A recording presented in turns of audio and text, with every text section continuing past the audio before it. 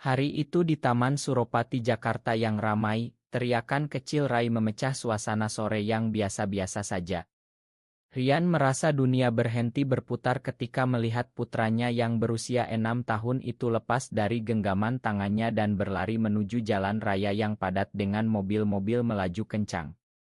Seorang pria asing tinggi tegap dengan kaos polo biru langsung melompat dari bangku taman, berlari secepat kilat dan menarik Rai ke pelukannya tepat sebelum sebuah sedan hitam melintas hanya beberapa senti dari tubuh kecil anak itu.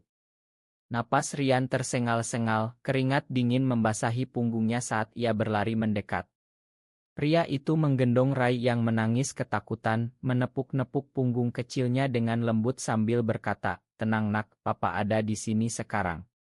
Rian berdiri di depannya, tangannya gemetar saat mengulurkan tangan untuk mengambil anaknya. "Terima kasih Anda menyelamatkan nyawa anak saya," katanya tergagap, suaranya hampir hilang. Mata mereka bertemu untuk pertama kali. Mata pria itu hangat, tenang, seperti ada kedalaman yang tak bisa Rian jelaskan.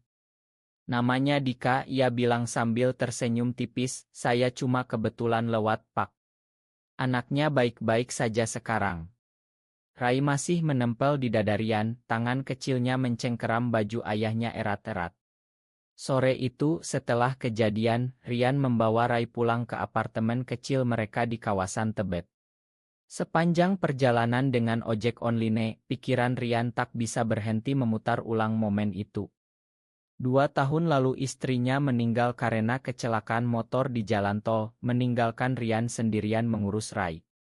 Keluarga besar dari pihak istrinya sering menekan agar ia segera menikah lagi, "Biar Rai punya ibu, biar kamu tidak kesepian," kata ibu mertuanya setiap kali telepon.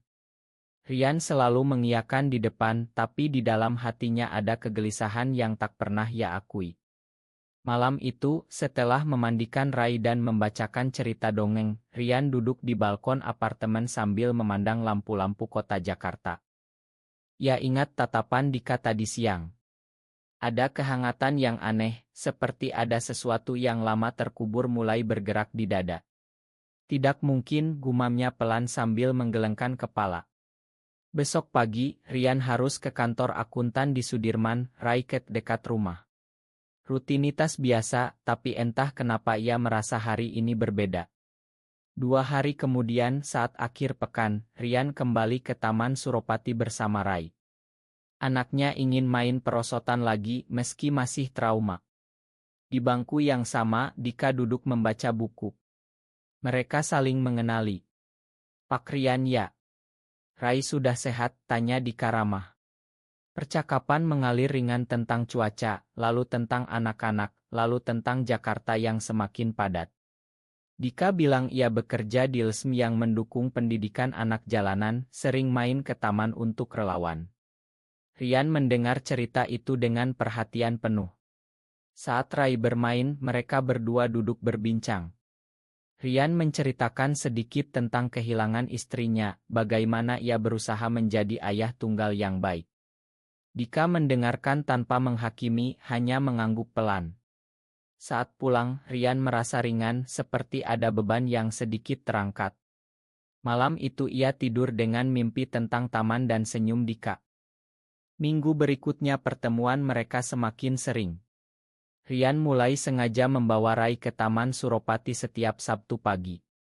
Rai sudah akrab dengan Om Dika, sering minta digendong atau diajari main bola. Dika selalu sabar, mengajari Rai cara melempar bola tanpa membuat anak itu takut. Rian memperhatikan dari kejauhan, hatinya hangat melihat anaknya tertawa lepas. Suatu hari hujan deras turun tiba-tiba, mereka berteduh di gazebo taman. Rai tertidur di pangkuan Rian. Dika membuka obrolan lebih dalam. "Pak Rian kelihatan capek selalu. Kerja kantor plus urus anak sendirian pasti berat," katanya pelan. Rian mengangguk, menceritakan bagaimana keluarga mertuanya terus mendesak agar ia kawin lagi. "Mereka bilang demi Rai, biar ada ibu." "Saya tahu maksud baik, tapi saya belum siap," jawab Rian. Dika tersenyum, "Paham, kadang kita harus dengar hati sendiri dulu Pak." Anak akan mengerti kalau ayahnya bahagia. Kata-kata itu seperti menyentuh sesuatu di dalam diri Rian. Malam harinya di rumah, saat Rai sudah tidur, Rian duduk di depan Otto istrinya. Ia bertanya dalam hati, apakah aku egois kalau ingin sesuatu yang berbeda? Pekan berikutnya, Dika mengajak mereka ke kai kecil dekat taman. Rai senang makan es krim, sementara Rian dan Dika ngobrol tentang buku, ilmu, dan mimpi masa kecil. Dika cerita ia pernah kuliah di Bandung, pindah ke Jakarta karena pekerjaan lesem. Ia juga cerita tentang keluarganya yang sederhana di Bogor, orang tua yang sudah menerima pilihan hidupnya. Rian merasa nyaman seperti bicara dengan sahabat lama. Tapi saat mata mereka bertemu lebih lama dari biasa, Rian merasa jantungnya berdegup tidak normal. Ia buru-buru mengalihkan pandang, pura-pura sibuk membersihkan mulut Rai yang belepotan es krim. Di kantor, rekan kerja Rian bertanya kenapa ia sering tersenyum sendiri. Rian hanya geleng kepala. Pulang kantor ia sering mampir ke taman sebentar, berharap bertemu Dika. Suatu sore, Dika mengajak Rian jalan-jalan sebentar di sekitar taman sambil Rai main dengan anak-anak lain. Mereka bicara tentang kesepian. Saya tidak pernah benar-benar sendiri karena Rai, tapi kadang rasanya ada yang kurang, kata Rian pelan. Dika mengangguk, itu wajar. Manusia butuh teman, butuh dipahami. Saat berpisah, Dika menyentuh bahu Rian sebentar, kalau butuh bicara, saya selalu ada. Sentuhan itu seperti listrik kecil, membuat Rian terjaga semalaman. Ia mulai bertanya-tanya pada dirinya sendiri, mengapa ia selalu mencari alasan untuk ke taman. Keluarga mertuanya menelepon lagi, menjodohkan dengan tetangga mereka yang janda. Rian menolak halus, tapi tekanan semakin terasa. Di dalam hatinya, bayangan Dika semakin sering muncul. Bulan berikutnya persahabatan mereka semakin dalam. Rian mulai mengajak Dika makan malam di rumah sederhana mereka. Rai senang sekali memanggil Om Dika pahlawan Rai. Malam itu mereka masak bersama, Dika ajari Rian cara membuat nasi goreng spesial. Tawa mereka memenuhi dapur kecil. Saat Rai tidur, mereka duduk di ruang tamu. Rian akhirnya cerita lebih banyak tentang pernikahannya dulu, bagaimana ia selalu merasa ada yang tidak pas tapi ia abaikan demi keluarga. Dika mendengarkan, lalu berbagi pengalamannya sendiri tentang perjuangan menerima diri di masyarakat Indonesia yang masih banyak pandangan lama. Kadang kita harus berani hadapi yang sebenarnya di dalam sini, kata Dika sambil menunjuk dada. Rian merasa kata-kata itu seperti cermin. Malam itu ia mimpi tentang Dika, bangun dengan keringat dingin. Pagi harinya ia sholat subuh lebih lama, meminta petunjuk. Keluarga besar mengadakan arisan di rumah mertua. Mereka lagi-lagi membahas pernikahan Rian. Rian, Rai butuh ibu. Kamu masih muda, jangan sia-siakan, kata kakak iparnya tegas. Rian diam saja, tapi di dalam hatinya ada pemberontakan. Pulang dari arisan, ia langsung ke taman. Dika sudah menunggu. Mereka duduk lama, Rian cerita tentang tekanan keluarga. Dika pegang tangannya sebentar, kamu tidak sendiri, Rian. Panggilan nama tanpa pak membuat hati Rian bergetar. Malam itu Rian menangis sendirian di kamar, pertama kalinya setelah 2 tahun. Ia sadar perasaannya terhadap Dika bukan lagi pertemanan biasa. Tapi bagaimana? Ya ayah, Muslim, hidup di tengah masyarakat yang tidak mudah menerima. Ia coba menjauh selama seminggu, tapi Rai terus minta ke taman, mau ketemu Om Dika. Akhirnya Rian menyerah. Saat bertemu lagi, Dika tersenyum seperti tak ada apa-apa, tapi matanya penuh pengertian. Mereka mulai saling kirim pesan setiap hari, tentang hal kecil sampai yang berat. Rian merasa hidupnya mulai berwarna lagi. Tapi di kantor, bosnya perhatikan Rian sering melamun. Rekan kerja bercanda, ada gebetan ya? Rian tertawa gugup. Tekanan dari dalam dan luar semakin kuat, membuat Rian sering gelisah. Suatu malam Rai bertanya, Papa kenapa sedih? Om Dika bisa bikin papa senyum lagi. Kata polos anak itu seperti pukulan lembut. Rian peluk Rai erat, tapi hatinya semakin bingung. Hubungan mereka mencapai titik kritis suatu malam saat hujan deras di Jakarta. Dika datang ke apartemen Rian karena Rai demam tinggi. Mereka jaga Rai bergantian sepanjang malam. Saat Rai tidur nyenyak, Dika dan Rian duduk di sofa ruang tamu. Obrolan berubah dalam. Rian akhirnya mengaku, "Dika, saya merasa aneh akhir-akhir ini. Setiap ketemu kamu, hati ini tidak tenang. Tapi saya takut." Dika diam sebentar, lalu pegang tangan Rian lembut. "Saya juga merasakan hal yang sama sejak pertama selamatkan Rai. Tapi saya tidak mau memaksa. Kamu punya Rai, punya keluarga."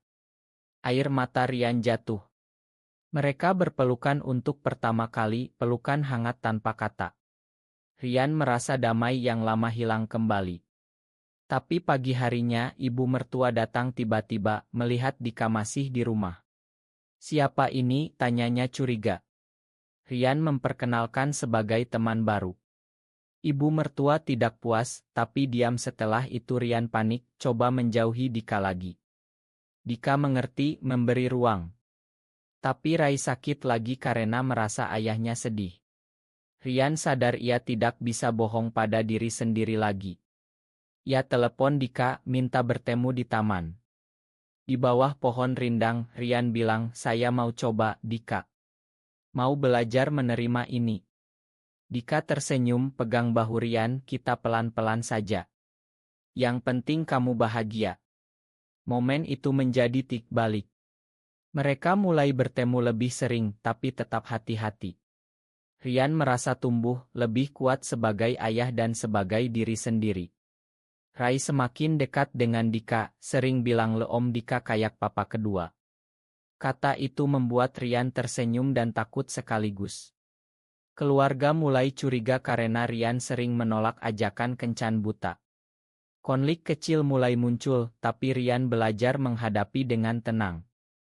Krisis besar datang saat kakak ipar Rian melihat foto Rian dan Dika di taman yang dikirim Rai ke grup keluarga. "Ini siapa? Kok dekat sekali?" tanya kakak iparnya di telepon dengan nada marah. Rian berusaha menjelaskan sebagai teman biasa, tapi rumor mulai menyebar di keluarga besar. Ibu mertua datang ke apartemen, marah besar. "Kamu mau bikin malu keluarga. Rai butuh ayah normal, bukan ini." Kata-kata itu seperti pisau. Rian diam, tapi hatinya hancur. Ia coba putus hubungan dengan Dika demi Rai. Dika sedih tapi mengerti, "Saya akan tunggu keputusanmu." Rai melihat ayahnya menangis malam-malam, bertanya kenapa Om Dika tidak datang lagi. Rian tidak bisa jawab. Di kantor, rekan kerja mulai bergosip setelah ada yang melihat mereka di kai. Rian merasa dunia sempit. Suatu hari Rai jatuh sakit parah karena stres melihat ayahnya depresi. Dokter bilang anak butuh kestabilan emosi. Rian sadar ia hampir kehilangan segalanya. Ia telepon Dika, minta maaf. Mereka bertemu lagi, Dika dukung penuh. "Kita hadapi bersama," kata Dika. Rian memutuskan bicara dengan ibu mertuanya secara pribadi, jelaskan perasaannya tanpa paksaan. Ibu mertua marah tapi akhirnya diam mendengar cerita Rian tentang kesepian selama 2 tahun. Konflik belum selesai, tapi Rian merasa lebih ringan setelah jujur. Ia mulai belajar menyeimbangkan peran ayah dan kebahagiaan pribadinya. Dika tetap sabar, membantu Rian mengurus Rai saat sakit. Persahabatan mereka berubah menjadi ikatan yang lebih kuat. Setelah badai, Rian dan Dika memilih melanjutkan dengan hati-hati tapi jujur. Rai pulih, semakin dekat dengan Om Dika yang selalu sabar mendongeng dan main. Keluarga besar masih ragu, tapi ibu mertua mulai melunak setelah melihat Rai bahagia. Rian kembali ke taman setiap akhir pekan, sekarang dengan tangan Dika sesekali menyentuh punggungnya pelan. Ia belajar menerima diri, sholat dengan lebih khusyuk sambil meminta kekuatan. Di kantor, ia lebih fokus, promosi kecil datang karena semangat baru. Rai bertanya suatu hari, "Papa suka Om Dika ya?" "Kayak Papa suka Mama dulu." Rian tersenyum, peluk anaknya, "Papa sayang Om Dika, dan sayang Rai paling besar." Dika di samping mereka tersenyum bangga. Perjalanan masih panjang, tekanan masyarakat masih ada, tapi Rian sudah tidak lagi lari dari dirinya sendiri. Ia tumbuh menjadi ayah yang lebih utuh, pria yang berani mencintai dengan tulus. Suatu sore di taman, saat matahari terbenam, mereka bertiga duduk di bangku aurit. Rai bermain di depan, Rian dan Dika saling pandang dengan senyum damai. Hidup tidak sempurna, tapi penuh harapan. Apakah seorang ayah berhak mencari kebahagiaan cinta sesama jenis meski melawan norma masyarakat dan keluarga? Benar atau salah?